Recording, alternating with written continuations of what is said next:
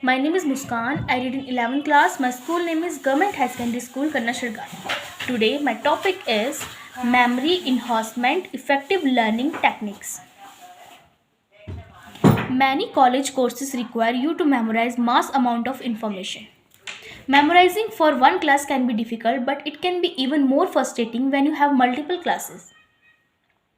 Many students feel like they simply do not have strong memory skill, but unfortunately, though, memorizing is not just for an elite group of people born with the right skill. Anyone can train and develop their memorizing abilities. Try to understand the information first. Information that is organized and makes sense to you is easier to memorize. If you find that you don't understand the material, spend some time on understanding it before trying to memorize it. First, link it.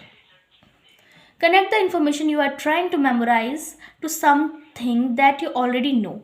Material is isolation is more difficult to remember than material that is connected to other concepts.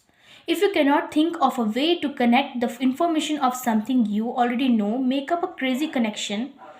For example, say you are trying to memorize the fact that water at sea level boil at 212 degrees and 212 degrees happen to be the first three digit of your best friend's phone number.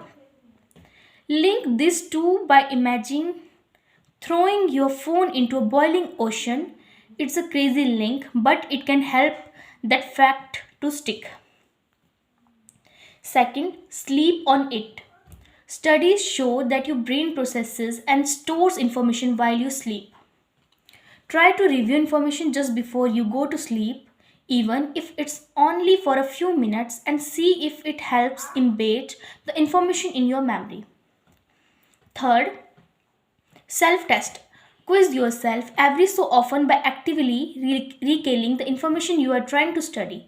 Make sure to actively quiz yourself. Do not simply read notes or a textbook. Often students think they remember material just because it is familiar to them when they read it.